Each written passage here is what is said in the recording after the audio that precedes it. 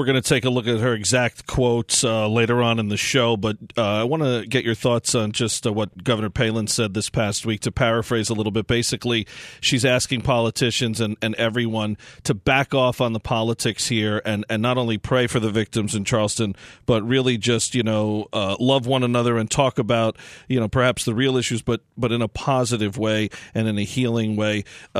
That sounds like a good recipe for everybody's mental health right now because, to have this tragedy happen and then have it compounded by having people pitted against one another, to me, seems to be just the opposite of what we should be doing. Meantime, Palin is calling for folks to have a chance to grieve and mourn for these people who lost their lives senselessly and also look for real solutions.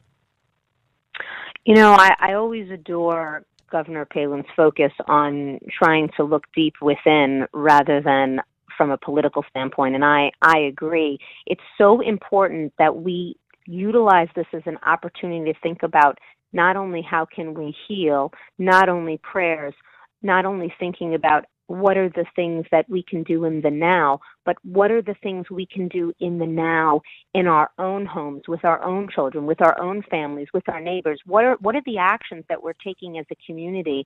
One of the wonderful things that I have seen change dramatically as a psychotherapist, I've been practicing for 20 years. I'll tell you that within the past 10 years, I have seen so much more coordination of care between some of the pediatricians and primary care physicians with psychotherapists, and that is an important direction for us to continue to go in, where there's coordination of care. I think it's really important that parents are involved instead of feeling less involved. We must take action on people's mental health rather than thinking about this as a political angle. And sadly and unfortunately, when tragedies happen, we often view it through the lens of politics rather than viewing it through the lens of what is it that we're not doing, need to be doing, should be doing, can be doing when it comes to mental health.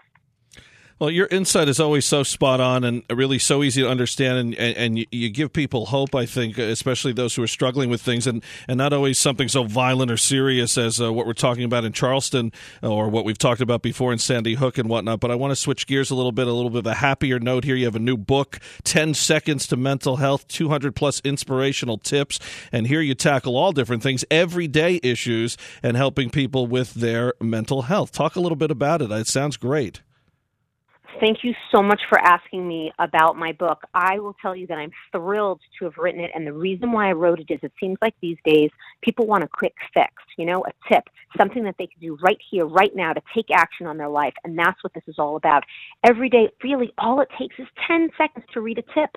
So I've written over 200 tips that you can take action on, practical in your life for mental health and wellness, because, when it comes to our personal health and wellness, our professional self in terms of how we are professionally in our mental health and wellness, our relational health and wellness, our relationship with our parents, our relationship with our kids, our relationship with our mates, our dates. There are things we can do each day to take ownership of our mental health, and that's what this book is all about. 10 Seconds to Mental Health is all about what's one thing I can do today to take ownership of my mental health, because it's up to us, our own selves, to take ownership instead of just allowing whatever we're feeling or thinking that's hurtful to eat at us like a cancer and grow. We must take ownership and take action. Yeah, and I think what's great about it is you tackled it, that it's all of these different levels of your life, whether it's your relationship with your child, your spouse, your job, whatever you're talking about. These things can snowball. These things could spiral out of control, one little thing. But if you could take that time to just breathe and think for a moment and take a look at something you could do, it could change all of those and maybe have a positive domino effect. Absolutely. When we take control over our own actions and our thoughts and do positive things, one positive thing every day, take ownership of an action item every day, it makes us feel more in control of our life, because often it's those things that we feel out of control in our life that leads us to actually act out of control. So if we take ownership of positive ways in which we can take control of our life and all the avenues that are things that affect us and our emotional wellness, like if something's happening at work, it affects us. If there's a job loss, it affects us. If we're having a poor relationship with our dates or our mate, or something's going on with our child, or there's medical issues. All these things affect us. So what are the things that we can do to take ownership of our mental health so that way we have this ricochet effect or snowball effect in a positive direction rather than feeling awful and then taking action on our dark self?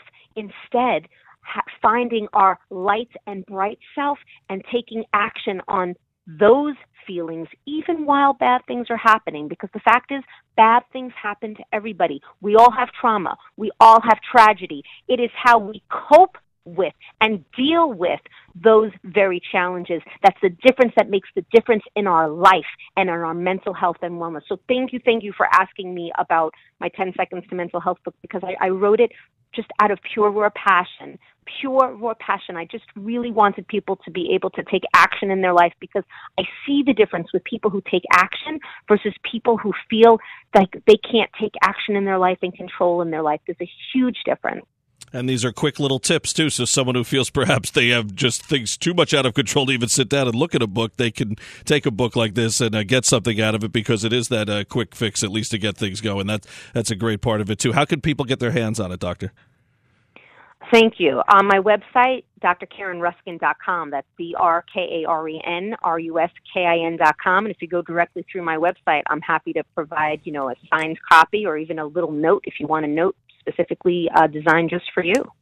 All right, Dr. Karen Ruskin, always a pleasure to have you. And again, I'm not a fan of these topics, and we like to talk about some lighter things sometimes, certainly with someone like you who's so easy to talk to and fun to talk to, and we bring you on with these horrific topics. But again, the silver lining is you're helping people along the way, because I know people have questions, especially how to talk to young folks and how to even just deal with it themselves. And I think you really get to the bottom of that for people, and we really appreciate it. And we hope to have you back again soon. And like I said off the air, we'll talk about something fun like the psyche of a little league parent who doesn't follow the rules and things like that. So I'm working on some stuff for you. I love that, and thank you for having me on for this topic, and I look really forward to talking about the more fun topics as well. Absolutely, because mental health touches us everywhere. For more on Dr. Ruskin, visit drkarenruskin.com. That's drkarenruskin.com. After the shootings in Charleston, Sarah Palin offered prayers to those affected. Palin wrote on Facebook, "Sincere sorrow is shared after hearing the news out of South Carolina. Our prayers are for the victims and their families suffering enormously from this disgusting, despicable attack in Charleston last night. My heart goes out to the community. What they're made to go through now is inexcusable." Palin added days later, "Why can't politics be put aside in the wake of South Carolina's mourning? Politicians, please try. It would be an honor of them and the leadership provided by those most tragically affected. Let us follow the wisdom of the people of Charleston who lost their loved ones. The kind and beautiful family members who spoke at the court hearing on Friday know that this is a deeply personal human tragedy. Their words of grace reminded us that the only remedy for evil is the Lord, who casts out the darkness in our hearts and offers us mercy. Charleston has been called the Holy City because of its skyline of church spires. Now all of America knows the truth of that title. Please respect their time of immeasurable grief and let us honor this special city." Palin also included links to a couple of pieces written on Charleston. Well, Donald Trump officially announced his candidacy for president of the United States this past week, and of course progressives and many others went bananas. They're stunned and appalled that a businessman who's had success with everything he's ever been a part of is running, yet the candidacy of a community organizer made perfect sense to them. Palin had her take, writing, quote, "Mr. Trump should know he's doing something right when the malcontents go ballistic in the press. There's no denying Donald J. Trump's accomplishments and drive to create opportunity for every willing American to succeed. His own success is testament to the job-creating achievements made possible when one applies the courageous and tenacious pro-private sector precepts we need to fire up the economy. Trump joins a competitive field of GOP candidates that will duke it out in the arena of ideas and track records, a field representing diverse achievements. This, in contrast with the pro-big government party's practice of merely anointing a chosen one, thus robbing voters of healthy debate. Key to conservatives' victory is to do our own vetting of each candidate, focus on their ability to unleash America's entrepreneurial spirit, and dramatically shrink government in order to prioritize our nation's security. That means we ignore the media's participation in the liberals' pantsuit politics of personal destruction. Then, on an even playing field in 2016, we charge forward after the radical left hears America shout, "You're fired," unquote.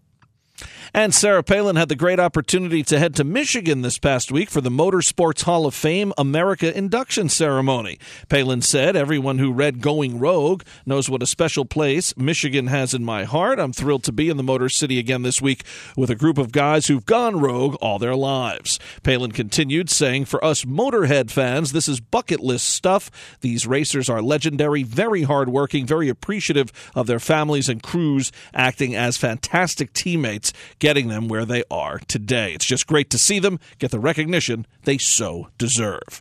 To see any of the governor's posts in their entirety, visit Sarah Palin's Facebook page, follow her on Twitter at Sarah Palin USA, and visit sarahpalinchannel.com.